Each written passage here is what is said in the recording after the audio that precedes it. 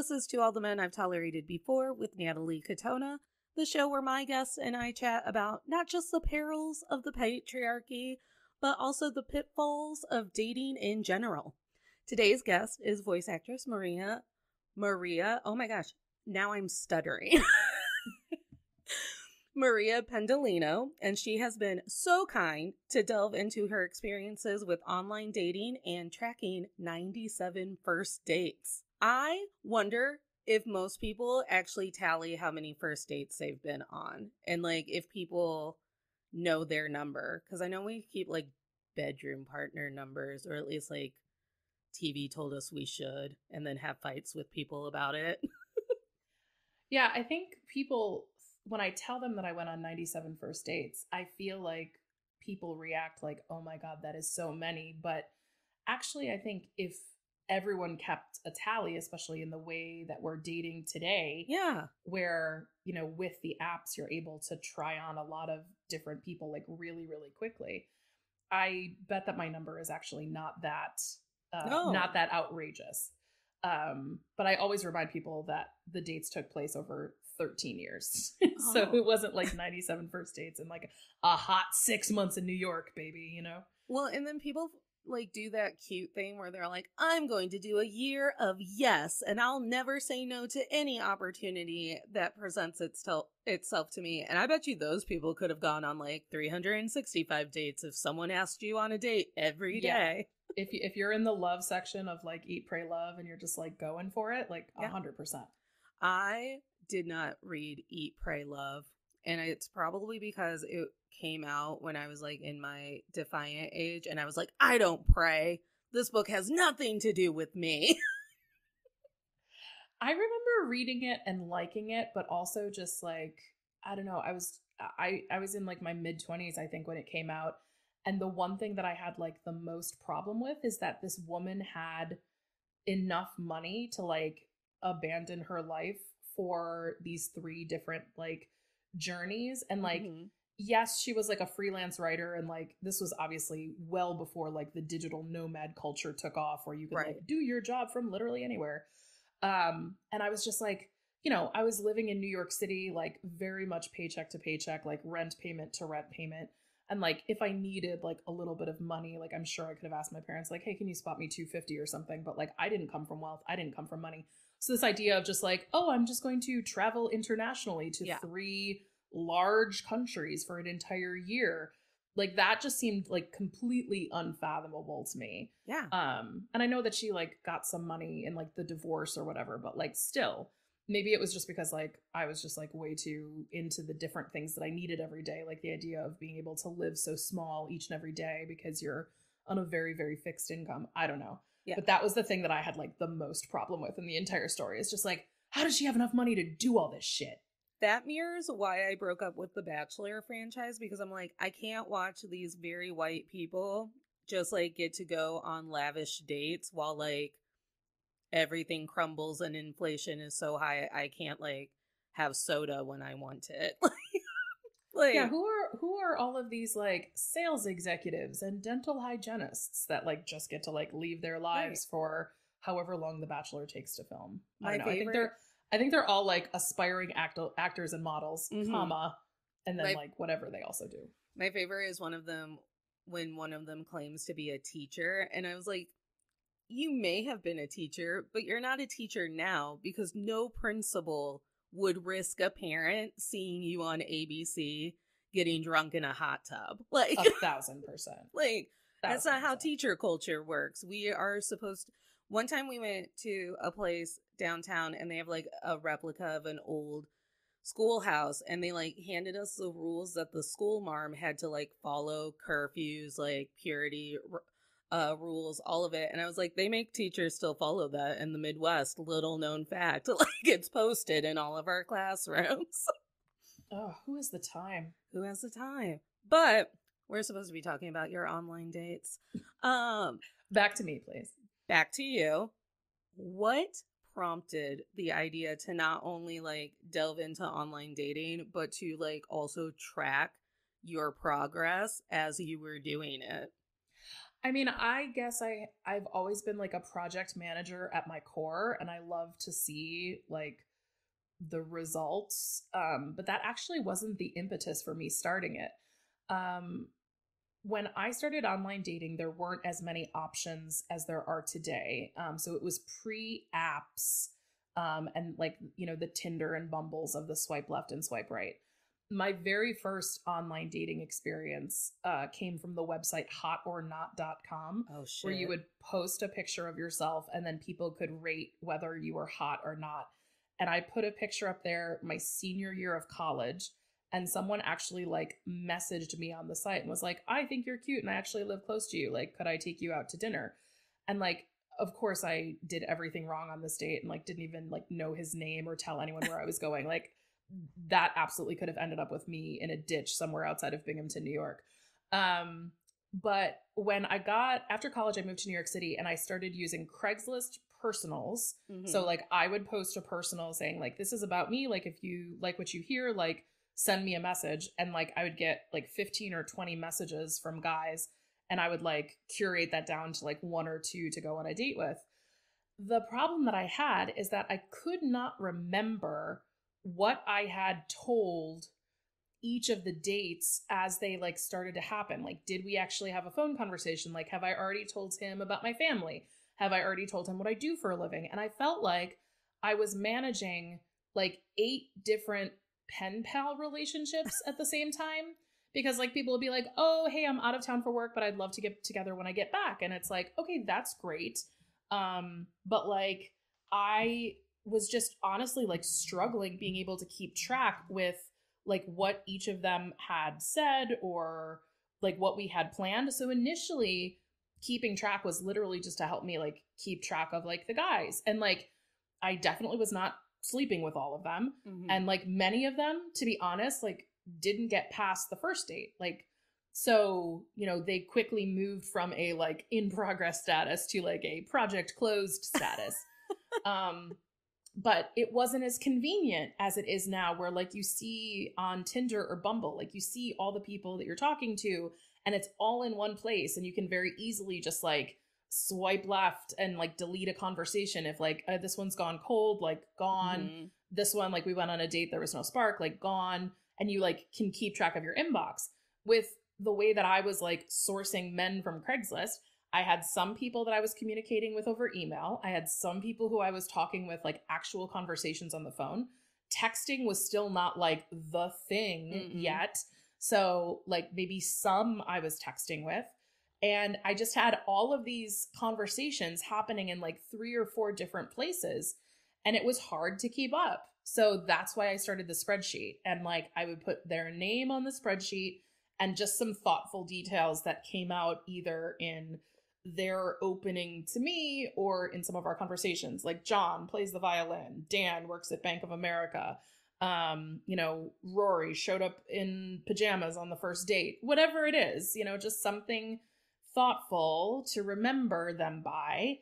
And over the course of 13 years, I just kept adding names and thoughtful details to the spreadsheet.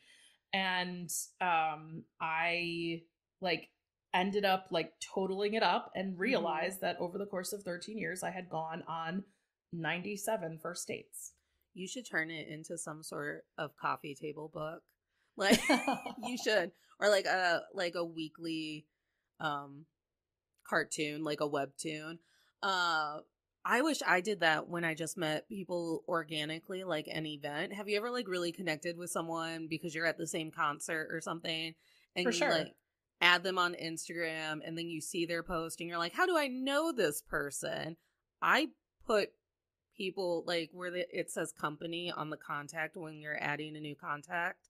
I'll put like book club. This is Sarah from book club. This is how you know her. And I've started asking people to honestly, when I text them the first time, I send them a contact photo and I go, send me back a contact photo. So there's no reason for me to be confused when we're talking.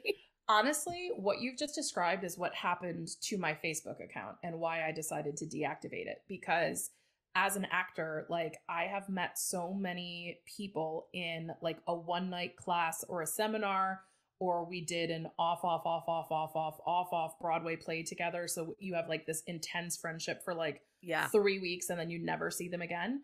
When the pandemic hit, I had so many things in my newsfeed from people that I absolutely did not know. Yeah. And the way that Facebook's algorithm changed, like you were seeing like when somebody liked or commented on somebody else's thing, that else person, like I was not connected to. So like I was getting like all of this like news and GoFundMe's and like lots of people's like really unfortunate opinions about things. And I was like, there is so much information from people I am 1,000% not friends with. Yep. This is not helping me anymore. Like, toodaloo, Facebook. And truly, like, not being able to like keep track of like all of these digital acquaintances, like literally like ruined the whole experience for me. But I very similarly like have been trying to like do a much better job of like, when I add people, like if you are strong enough to get added to the contact book on the iPhone, like yes, like putting some notes in there, because it's like we cannot trust the brain to remember who Sarah without an H is. Exactly. And I mean, I am one of those people where you will give me one detail of your job and then I will make up an entire career about you. And I don't know if it's because I'm a former high ability kid, if it's the undiagnosed, untreated ADHD, but instead of just asking you, hey, what's your job? You'll give me some detail and I'll be like, John's a brain doctor. And then you'll catch me at a party telling people that you're a brain doctor. And you're like, excuse me, what are you doing? I'm a pharmacy rep. Come over here. And I'm like, actually incorrect. Please correct. That is actually, Natalie, the most incorrect thing you've ever said. I'm like, Hot or Not, because Hot or Not was the predecessor to Facebook, right? That's how Mark Zuckerberg, is that on the social network, how he came up with the Facebook?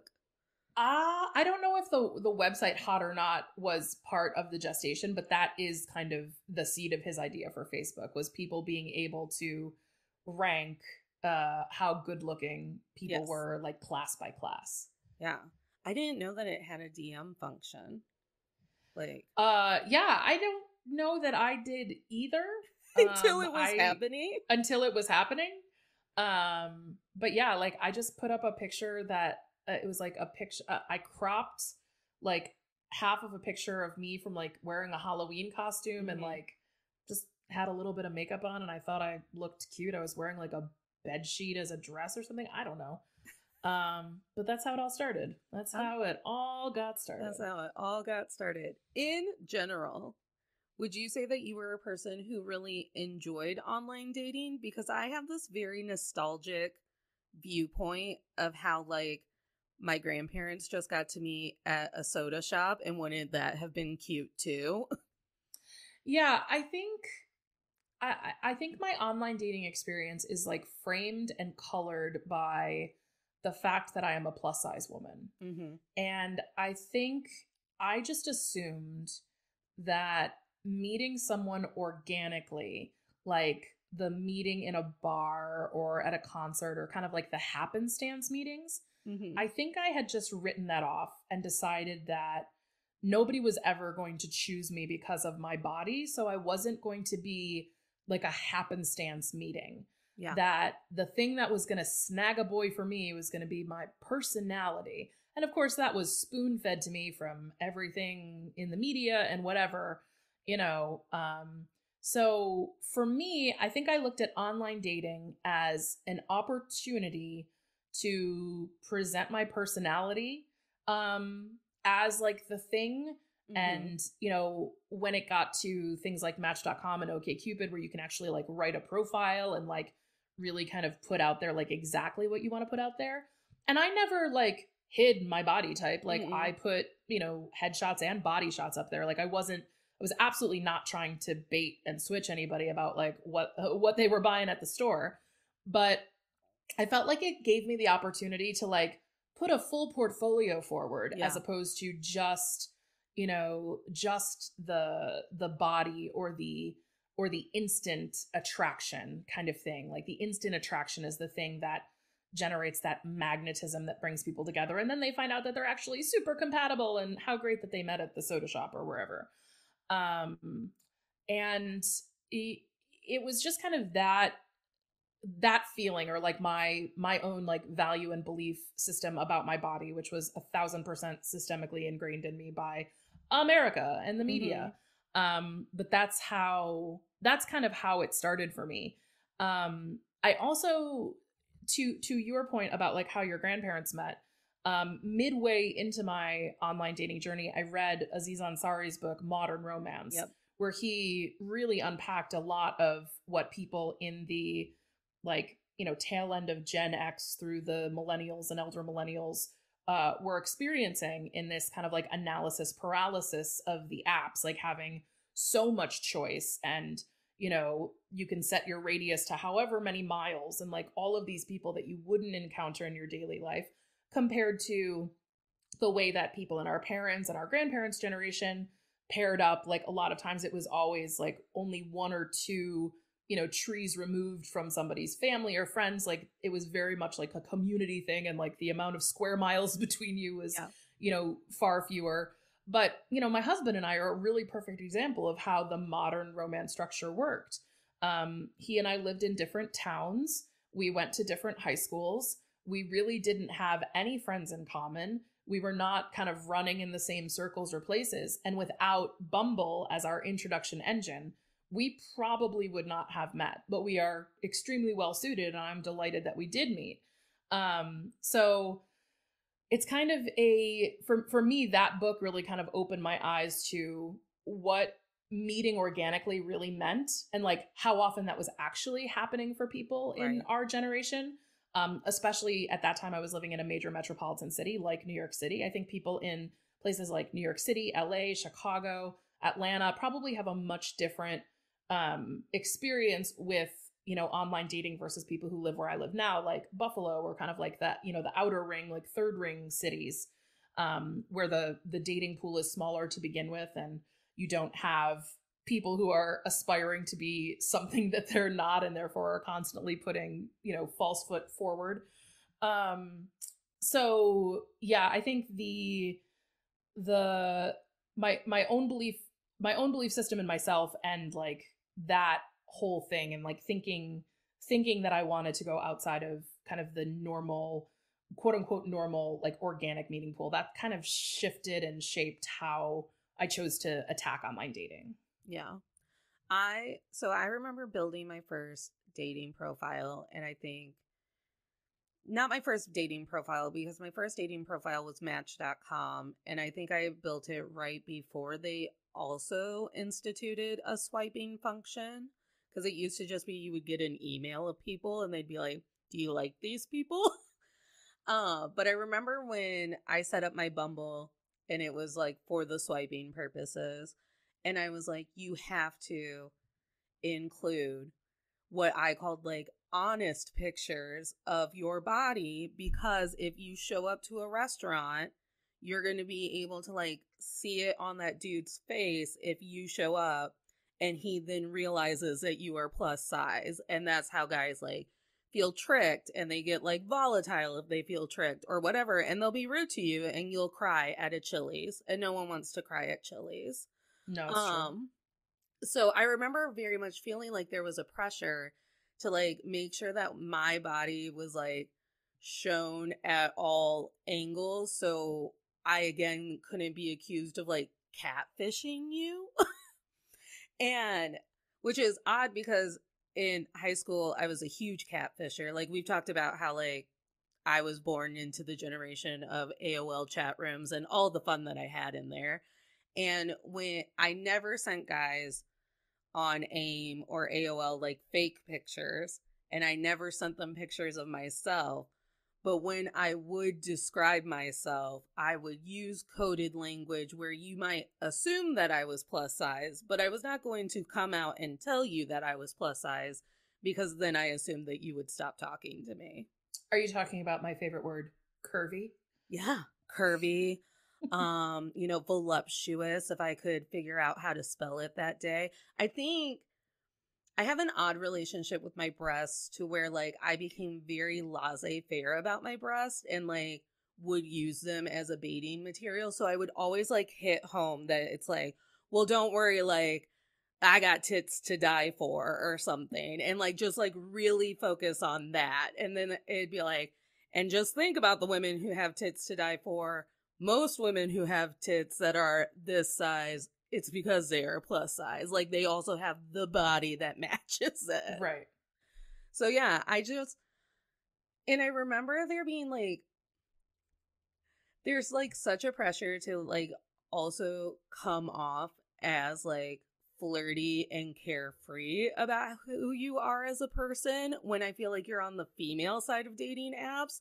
And when I'm swiping on men's profiles, I feel like sometimes there's just like this, like, I'm going to tell you all of the things I don't want, all of the things that I do want, and all of the ways that I've been like fucked around before, and you better not do that. I feel like there's such a difference between how men and women build their dating profiles.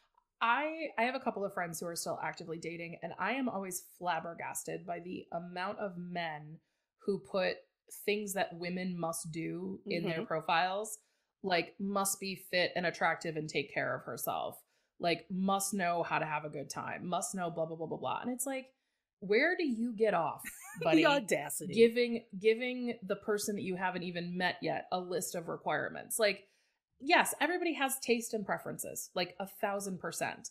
But like when it gets down to like actually naming activities, like the woman that I'm with must go to the gym 3 days a week. You know what? Go fuck yourself. Go fuck like, yourself. It's just outrageous that they feel entitled to state that.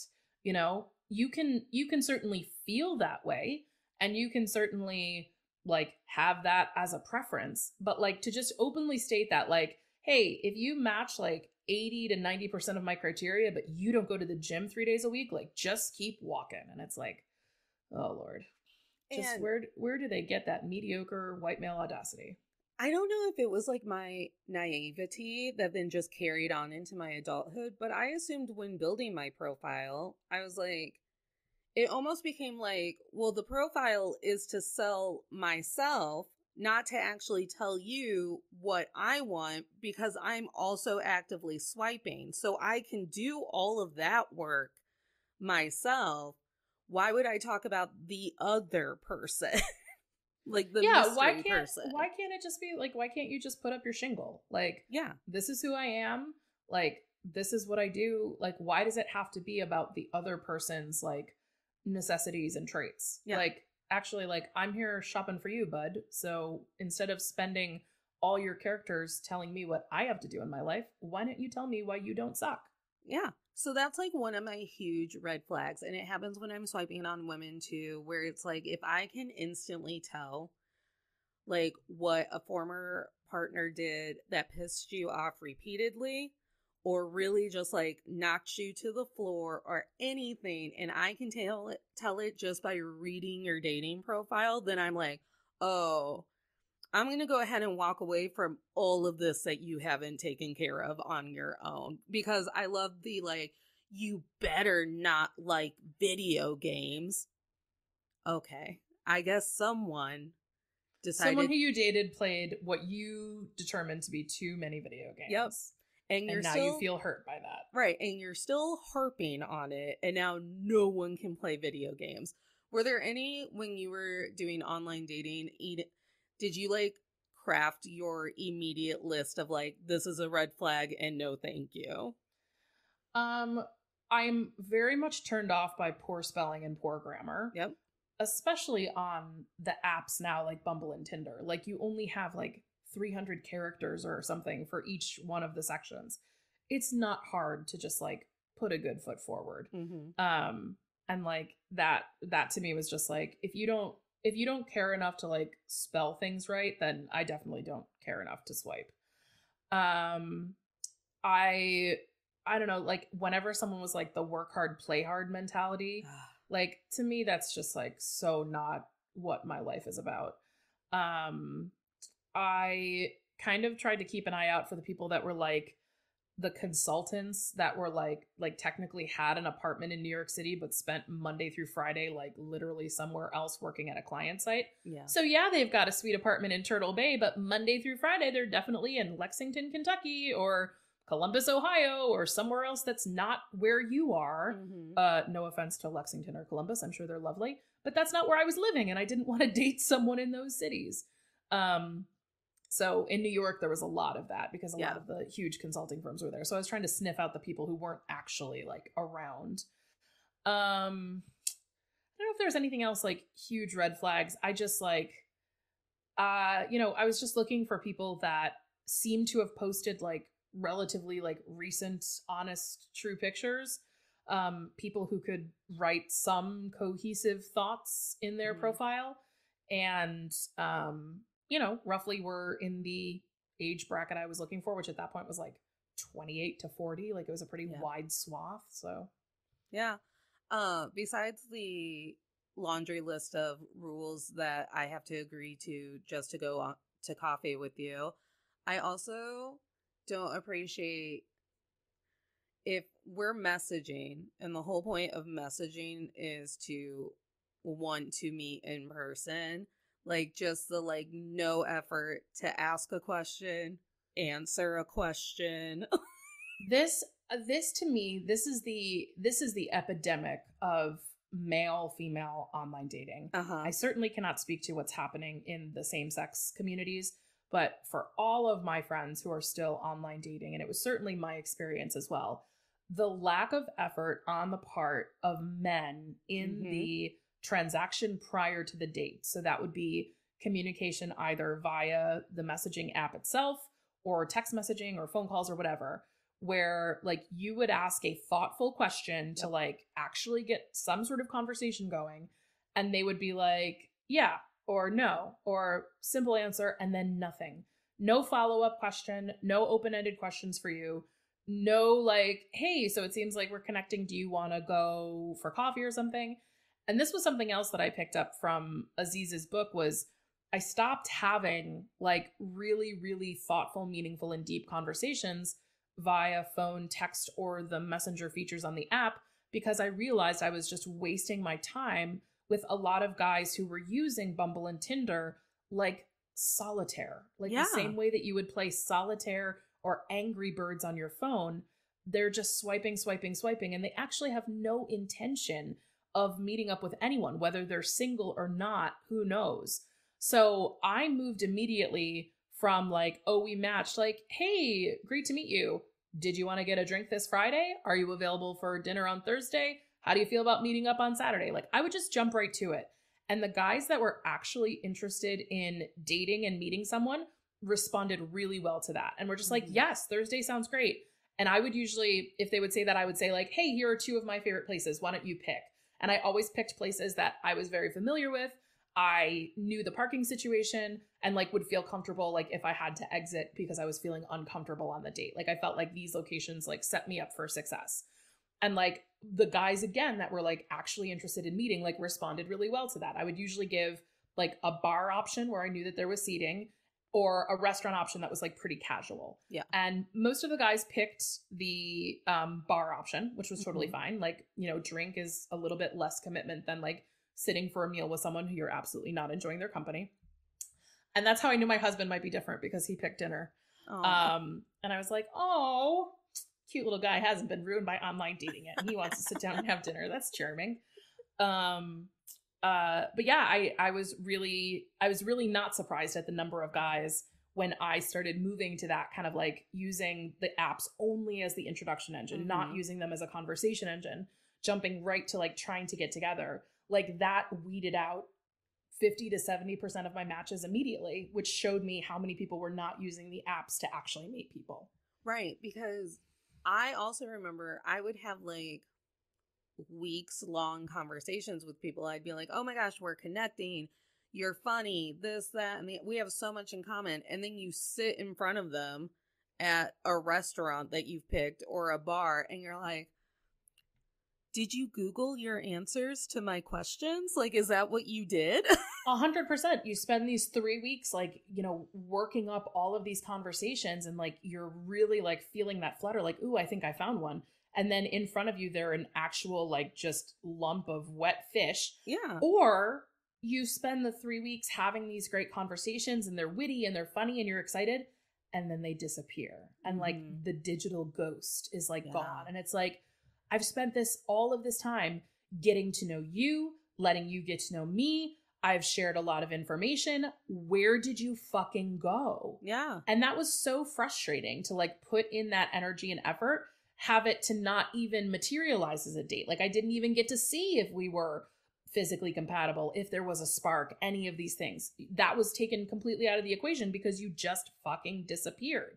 And I was just so sick of that. I was just so sick of putting in the effort to be funny and charming and interesting, like, in every conversation, only to have it turn into a complete non-connection on the date, which, like, no harm, no foul. Like, we're just not a connection. But like, I really would have liked to known that 3 weeks ago.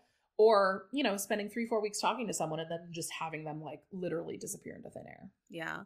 One of the other patterns that I run into when I go on dates with men that I've had online connections with is, and I've attributed it to my size, but I've also attributed it to my personality is really big and it takes up a lot of space in the room. And I don't know if that always comes across in text message, but I'll go on dates. We'll spend hours talking because you're enthralled with me and I love nothing more than an audience. And then at the end of it, I get so you were really fun. I'd love to do all of the things that you're doing, especially with you, but I absolutely don't want to date you. And you're like, well, what the fuck? How am I perfect, but not perfect to date? Right. Yeah. Yeah, I think sometimes, and this could be like guys or any significant other, like when you're just on a different wavelength from like an energy standpoint, and that could be an extrovert introvert thing, that could be like, being bold and rambunctious versus being like quiet and reserved. Like, I had a guy once, like, we went on a couple of dates actually, and then when I reached back out to be like, hey, did you want to like go on another date, he told me that I was intimidating. Oh god. And like, I mean, I honestly can't even think of like what would have happened that would make him feel that way. But I feel similarly. Like, I have a big kind of gregarious personality. I'm definitely the kind of person that like likes to be energetic, like in conversations, and like wants to participate in things, and enjoys being an instigator or a creator. Like, I'm coming up with ideas for dates. Like, I'm happy to like plan things. Like, I'm the one in the group, text who's, booking the beach house for the 7 girlfriends who are going on a vacation. Like, I'm definitely that person. And like, I know that and I own that. But like, to have someone be like, I don't think I want to date you anymore because I find you intimidating. Like, I'm not like Sylvester Stallone. Right. I don't know not where to like go with that. Steven Seagal. Like, what about this is intimidating? I once had a partner who I dated for a while. This was how he broke it down for me when we were breaking up. He said, it's hard to feel special in your life when you bring that much fun and exuberant energy to everyone and everything that you do. And I'm like, oh, because in my mind, the opposite of that sentence was, I expected us to go out and you would just kind of like stand there silently while I got to do the fun thing. And then at home, you'd be a freak in the sheets, but a lady in the streets. And I was like, huh. And he's like, yeah, I mean, it's just like really hard to feel special when you're making everyone feel special. And I'm like, I wasn't doing that on purpose, and I don't know how to turn that off. So it's like when you say the reverse to them. So like, let me just give this back to you. What you're actually looking for is this. Like, do they not see that that's ridiculous? And like, misogynistic? And 1,000%. you wouldn't ask, like, no one would ask Aziz Ansari to not be funny at a party. Like, he's funny. We know it. Yeah. That's kind of like that's like the kept woman mentality, Yeah. right? Like, don't speak unless you're spoken to. I'd prefer it if you didn't like talk to everybody at the party, but you would actually just like stay by my side and let me introduce you to people. Like, that's just, I mean, Yeah. we're moving into Handmaid's Tale territory there.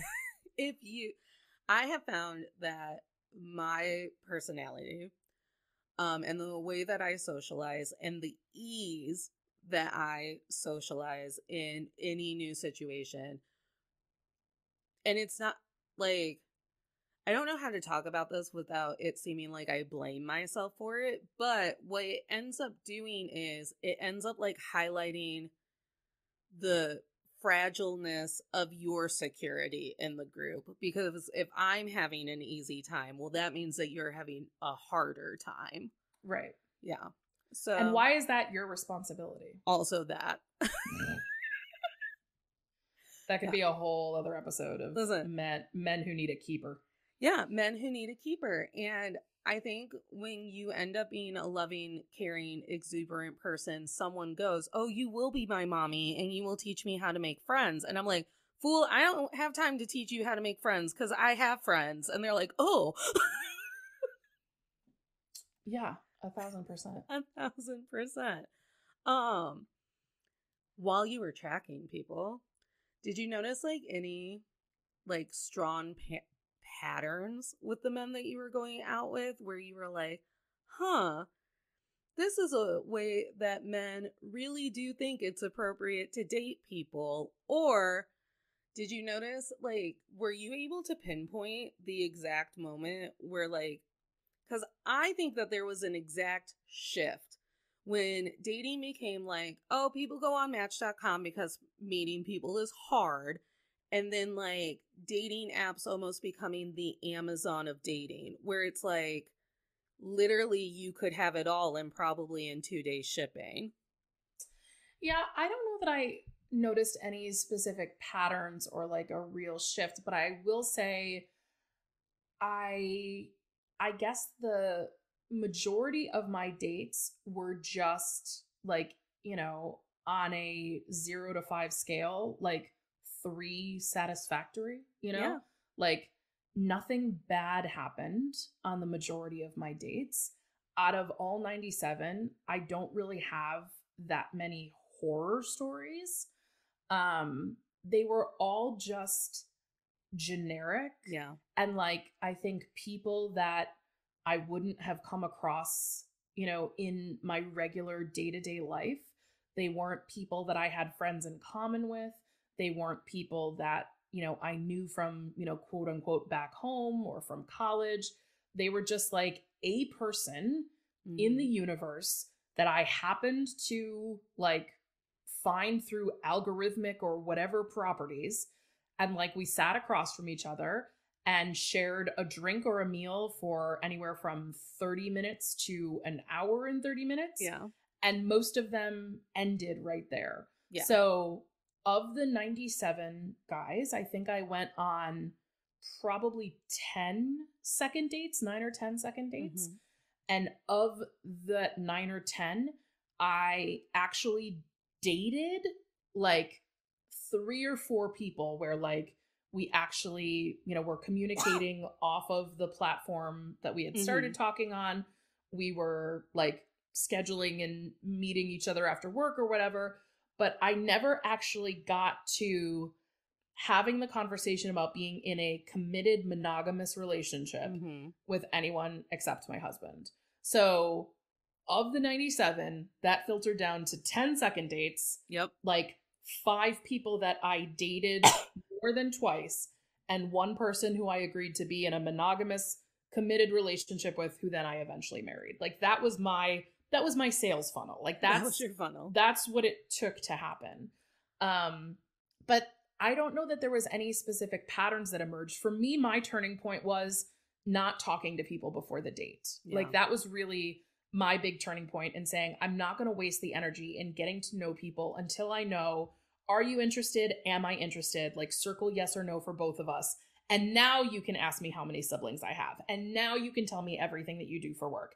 And now I will tell you about my career or whatever. But I didn't want to have any of those conversations before meeting in person because it was just exhausting. And I honestly could not go through like with my thumbs, like typing those like stories and stuff one more time. Right. I used to keep notes where I could copy and paste my answers to certain questions. I'd be like, well, there it is. Like, it got to the point where I was getting lazy about it. But I did notice one phenomenon, not with the men that I was dating, but the outside people who knew that I was dating. The closer I got to 30, and the more I would go, I'm not going to see him again. He was boring. The more I got, should you maybe give it another shot? Because, like, first dates are hard, and, like, you don't know. It sounded like he had a job. I'm like... The barrier to entry is just getting lower and lower right, and lower. Lower. Sounded like he had a pulse. Right. It sounded like he paid for your coffee. And it really floors me because I wonder if, like, anyone's mother is telling their son, like, hey, maybe she was just nervous. Maybe, like, you could give it another shot. But I feel like on the other side of that dating app, there's this whole world of women that when they go on these mediocre dates, they almost get told, like, how dare you find your date mediocre? Someone wanted to date you. I don't know if it just happens to me because I was unfortunate looking in high school, but it happens. Yeah, I mean, I think there's definitely a power dynamic at play, right? So if at any time you're on these dating apps and you are anything other than what is described as conventionally attractive by the media, like, your default position should be grateful. Like, grateful that anyone matched with you, grateful that anyone was willing to talk to you. And that just fucking blows as a, like, social dynamic and a hierarchical structure. But what I've always found interesting, and most of the sites and apps confirm this, is that there are far more men on online dating sites than there are women. And, you know, that's how Match.com got, like, caught, like, putting up, like, fake profiles of both men and women to keep users engaged, because there was such an imbalance of number of users, like, looking for, you know, the particular gender that they were attracted to. But I always find that fascinating that, like, women seem to be in the marketplace, like, being, like, it's almost like it's our responsibility to, like, go out there and, like, put ourselves out there and, like, be available on these apps. And, like, you know, Bumble has it, like, integrated, right? Like, the women have to strike up the conversation. I don't know if that's still the case, but yeah, when I was using Bumble, like, if the match was made, the women had to speak first, you know, and that was ostensibly so that the men were not starting with a dick pic. Right. So it gave the woman some agency that she has to start the conversation, and it won't be just a picture of a penis to start. But, like, that continually puts the onus on women, which I think is both cultural and systemic, that, like, we're the ones that we have to show up on the app. We have to be present. We have to start the conversation. We have to drive the conversation. We have to plan the date. And the assumption is that the men are just there in droves, like, waiting for us. It reminds me of, like, you know, they would, like, you know, they, like, brought boatloads of women over, like, after the first pilgrims came, because there were guys here and no women. And they're like, we need wives, get the boats, you know? And it's kind of that same mentality that, like, okay, so there's, you know, maybe it's a 60-40 ratio. The app is 60% men, 40% women. So the women have to work all that much harder to meet the expectations of all of these men who are joining the apps in droves. But from what my anecdotal evidence that I speak with, you know, my male friends, whether they're gay or straight, and when I share with other, you know, partnered people who didn't have to be a part of that, when I or my friends shared some of our experiences, and whether they were just horror stories or numbers, the men in our lives who we love as our friends are always horrified to hear, like, what we've had to go through, like, what we've had to endure, like, what men have done out there in the wild, or not done, as the case might be, like, not asking questions, not furthering things along, not making suggestions, all of those things. And I'm like, are we just left with like the lesser thens? Like, are all of the organic meetings happening with the great guys that we've all been spoon-fed from romantic comedies, and actually all the guys on apps are just the leftovers? Like, I don't think that's the case. I met my husband on the app. He's definitely not a leftover.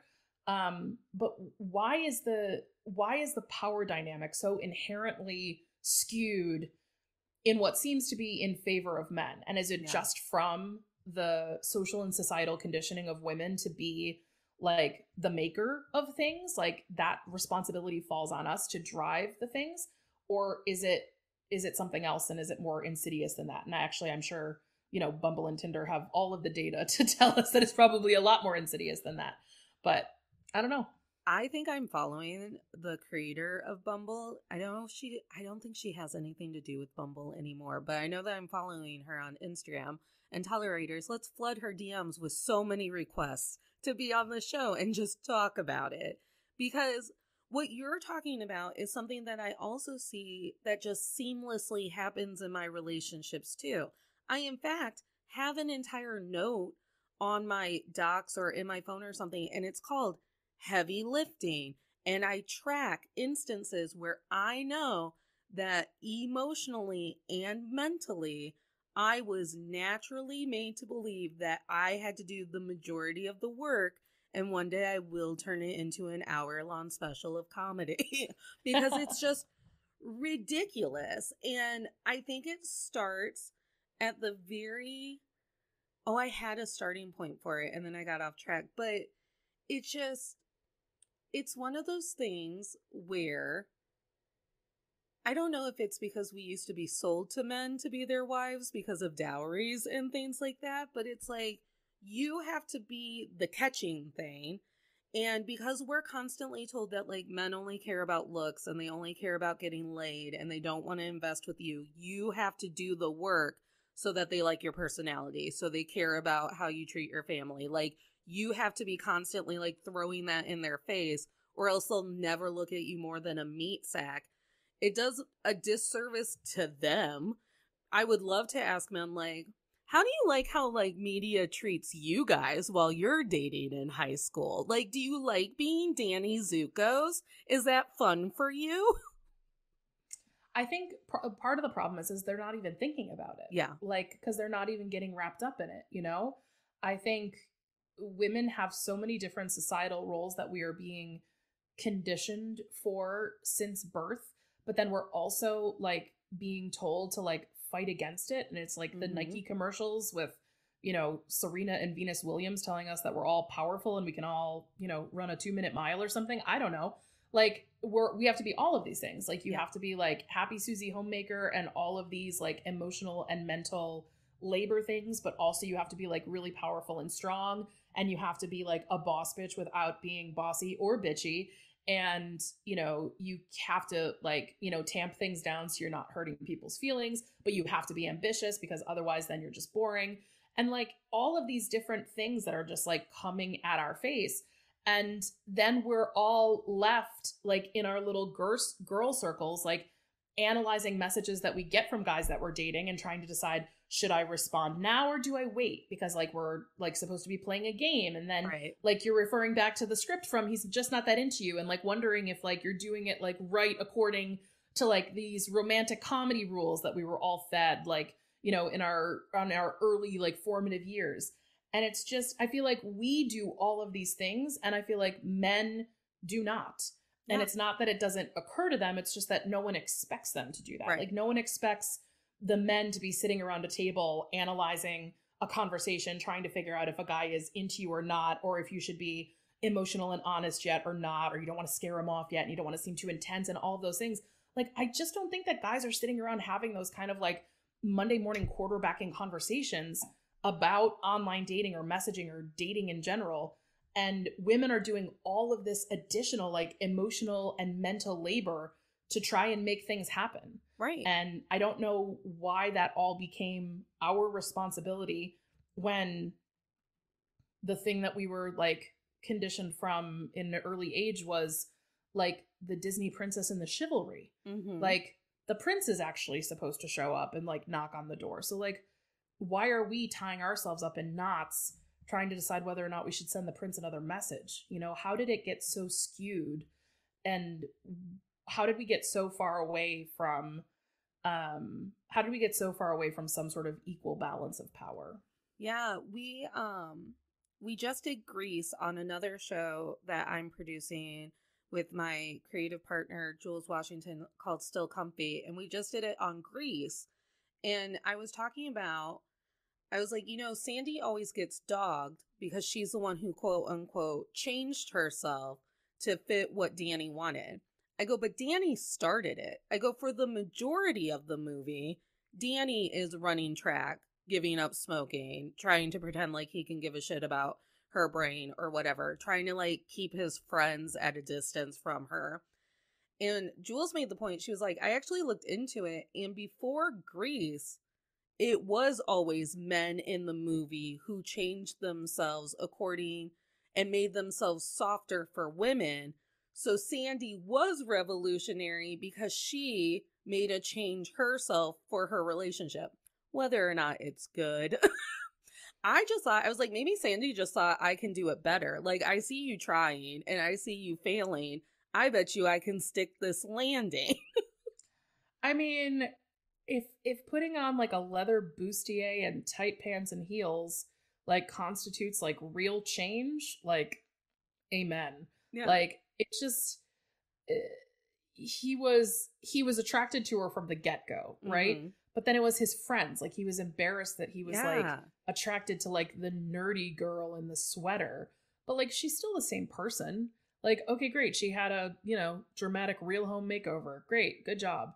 But like, just this idea that we're like a different person around our friends, right? I think that's one thing that's really rooted in the Grease narrative, is like, when he's away for the summer, like, he gets to be this person and that's who he really is. But then when he's Danny Zuko, like with all the guys and, the pink ladies are flitting around, then he has to be something else. And I think a lot of us felt that way in high school. I felt like we felt like we were part of, some kind of clique and had to like match that clique. But when we were at summer camp without anyone from high school, we got to be a completely different person in a different clique. That again could be a whole nother episode of like, age 16 to 18, like, personas. Listen, with the way that Congress is going, the podcast will never be irrelevant. So 100%. Yes, 100%. I agree with that.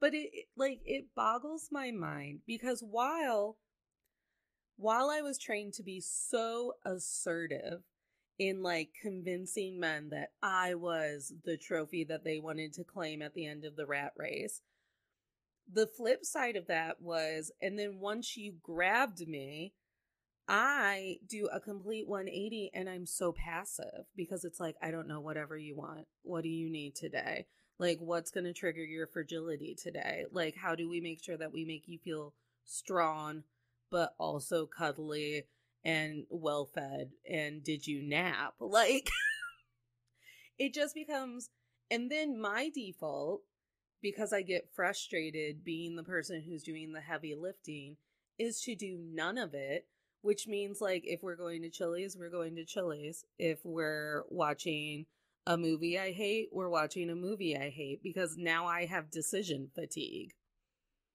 Yeah, I think for me, like, I have always been more comfortable being like the organizer and the person like bringing the things to the table. And I think that's just been my personality from day one. Like, I definitely know that some of my friends like went home from my house like crying to their parents circa age like 6 or 7, because I was like, we're playing Barbies today. And like, that was the mission at hand, But I think, my husband and I have a very modern relationship. I work, he doesn't. I happen to make enough money at my job. Buffalo has a pretty low, decent cost of living. So we've just created this kind of like reverse structure of like the Donna Reed, Leave It to Beaver 1950s stuff. So I work all day and he is what we refer to as the domestic engineer. So he's doing the laundry and loading the dishwasher and scooping the kitty litter boxes and all of that kind of stuff. And that works for us, but it's a constant conversation, right? And it's a lot of checking in on each other on what the other person needs. And it shouldn't be revolutionary that that's how our relationship works. It shouldn't be like shocking to someone that that's how it works, that we have like constant resetting of expectations and are frequently like asking and checking in on what each other needs. Like that's actually just being like a nice human being in this world. And it's really sad that so many people grew up with expectations of relationships that don't include being able to recalibrate as people have their needs change, you know? Well, and I think somewhere along the way, we forgot to actually like get to know the people that we were marrying. So it was like, I did it. I went to college. Some other dude was doing some other major. I married him. I had children with him. And then like my kids turned 15. They're almost out of the house. And I'm looking at him and I'm like, what do you mean your favorite color is purple? Like, you know, you just like, you're so focused on, again, the rat race of dating that you forget that there's a whole other person on the other side of your marriage. Yeah, that's totally true. And I tell people all the time, when it comes to whether or not I'll get married, I'm like, here's the thing that scares me about marriage that you actually solved. I was like, I can go through 7 different iterations of myself within a calendar year. So that person is going to have to relearn me 7 times a year. And that takes a lot of communicating that I don't think has been modeled for a lot of us about like, what do you do when your partner comes home and is like, I don't want to be a CEO of a Fortune 500 company anymore. I want to paint in the woods. Like, what do you do? Yeah, I think it takes a lot. And I think also like we're learning that, you know, the definition of success that I think we were fed, like you must go to college, you must get a job, you must be constantly promoted and have your salary increase by 5.7% every year or whatever. Like all of these things, I think the pandemic really helped people realize that like there are things more important than climbing the corporate ladder. And it showed a lot of people that like all of the speak of companies telling you how much they care about you and value you like went right out the window the moment they installed like mouse tracking software to make sure that you were moving your mouse during the 8 hours that you're being compensated for work. And I think people started to realize like what was actually really important to them. And it came back to family and it came back to time and it came back to space and togetherness and all of that stuff. I hope that, you know, people in our generation and the generations that follow us and the generations that came before us, like, I hope they continue some of these things now that the world has returned to some sort of semblance of normal, even though the disease rages on and still kills a ton of people every day. I hope that people remember, you know, the change of heart that they had, you know, in some of those early days when they got to spend a lot more time with their family versus, you know, commuting back and forth and all of that stuff. But that type of behavior informs our relationships, our modern, healthy romantic relationships. And, you know, I think we as a generation can certainly model, you know, what healthy relationships look like to, you know, our children's generation and things like that. But it has to be systemic change too, right?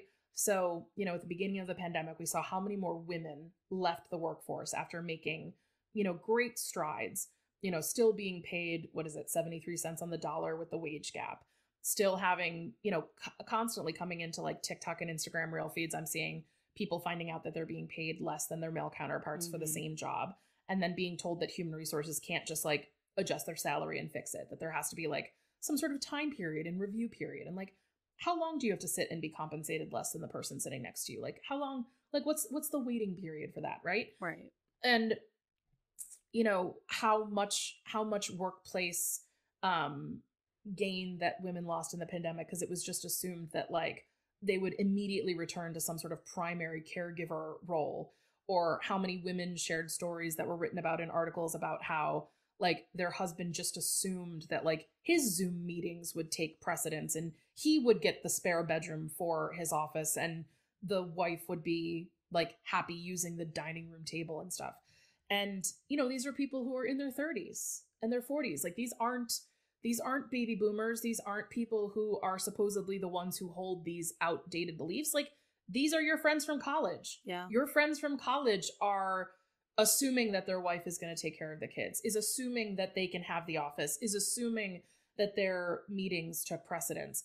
So, you know, even as we model the behavior, like, it's still happening and it's still insidious in people in our age group.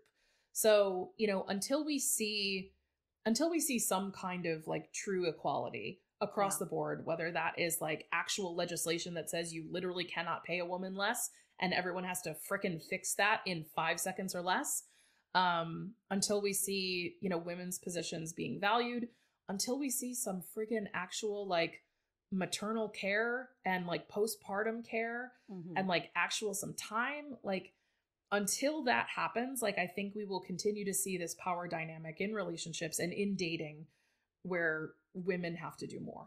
Yeah. I tell a lot of my friends when they tell me stories of their marriages, whether or not they should, I always end it with, and I don't know how you stomach it because I refuse to be undervalued in the home that I lay my head to rest in. Like, I don't want to live in a place that I'm undervalued. I'm already undervalued in my country, in my office, at the grocery store. I'm not believed at the doctor. I go, so why would I also come home and know that I'm going to be undervalued? Yeah. And why is it the norm? It's the one place that you should have equality. Yeah.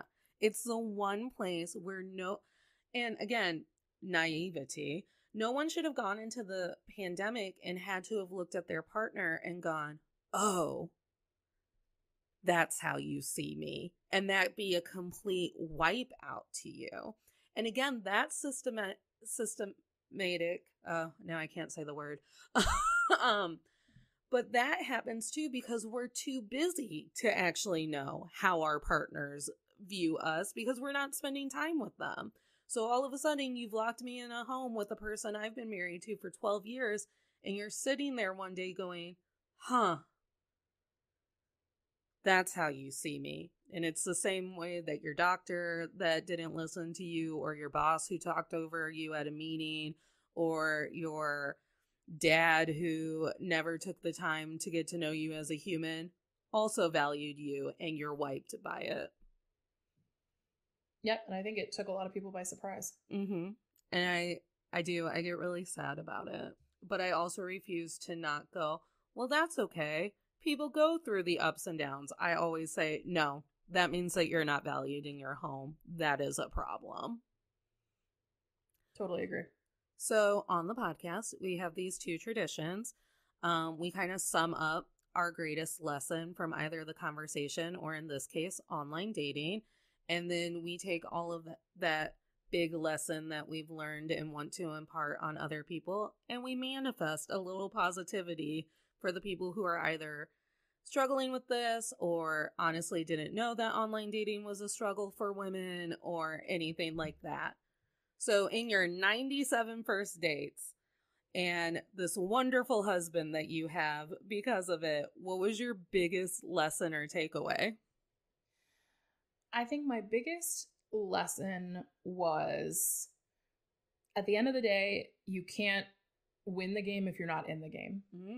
And, you know, knowing that these are the dominant ways to meet people, I would say my positivity manifestation is to put yourself out there.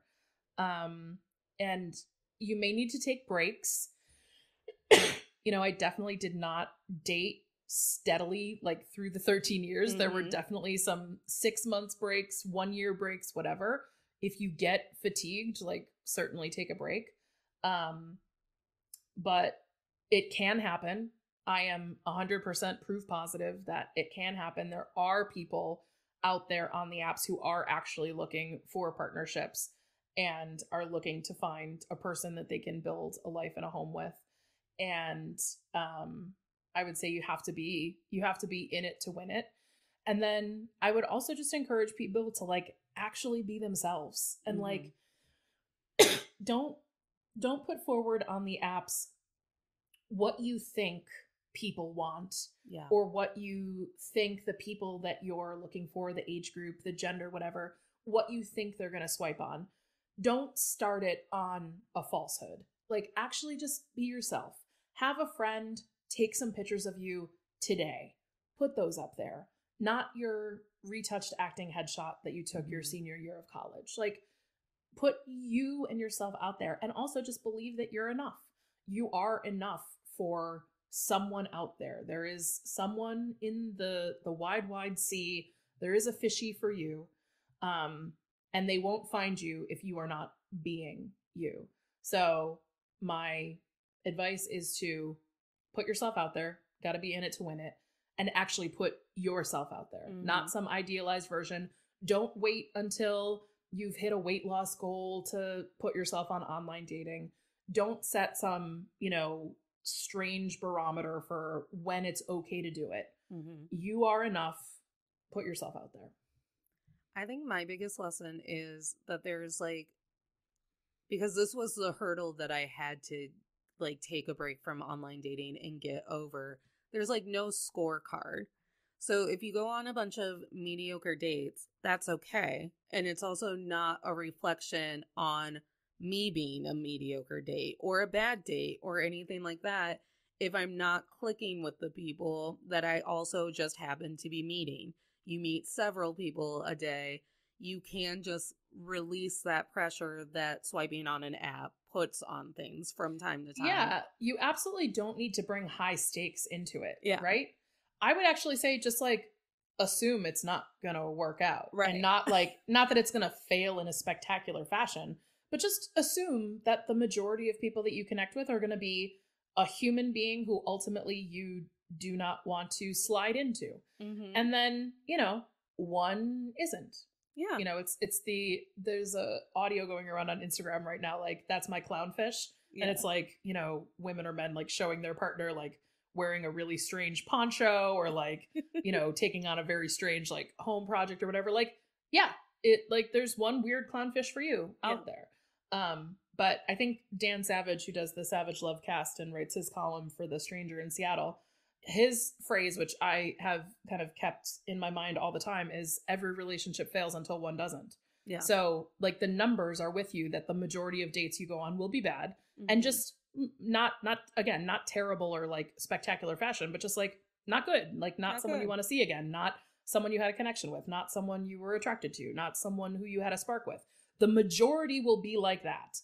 So when you set your sights on knowing that that's the case and manage your expectations, then when someone comes along who surprises you, then it'll be that much sweeter and you'll recognize it that much more, that it stands out from the crowd. And then I think my manifestation would go along those lines too, where it's once you release the pressure of it all, that then frees you up. And I hope that everyone is being discerning about the people that they're partnering with, going on dates with, multiple dates with, because I don't want anyone else to be knocked to their knees when 5 years into a marriage, they understand how undervalued they are in that relationship. And you were just a tick on a list of things to complete. Yeah, I would say remember that you're trying them on too. It's not just them trying you on and trying to find a partner. It's also you. You have agency in this. You have the ability to say, actually, while you are very attractive and I like you and we had a good time, this actually doesn't work for me. And you have the power and agency to do that. And I hope that our culture starts to reflect that when it comes to the media and the literature, and honestly, just the messages as older women, as parents, as whatever we give to young people who are entering relationships is.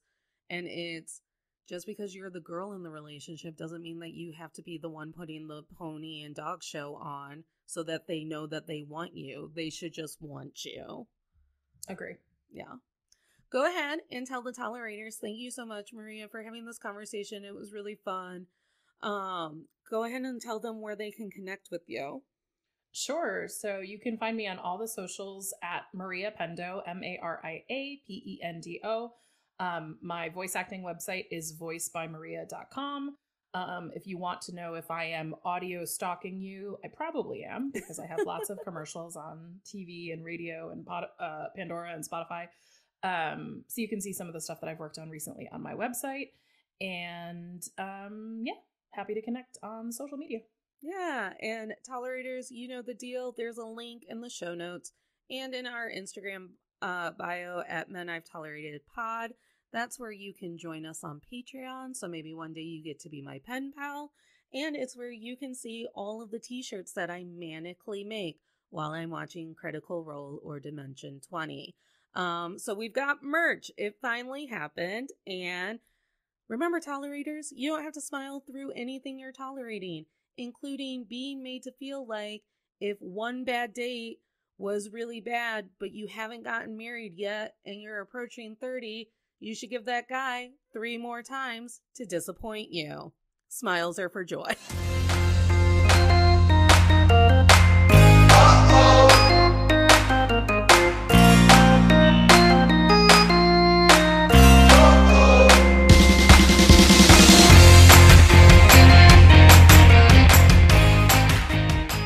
Hi, everyone. Thank you for checking out this week's episode. I wanted to jump on and offer a small reminder of the ways that you can connect with us. The first way is our socials. So we are Men I've Tolerated Pod on Instagram and Natalie K124 on TikTok, my personal Instagram. And you can find us on YouTube and Pinterest under To All the Men I've Tolerated Before. The second way is by becoming a Patreon member. We are well on our way to our 25 member Patreon, where we are going to unlock bonus perks to being a patron member. Shout out to all of our existing patrons. As an independently ran and funded podcast, your support means everything.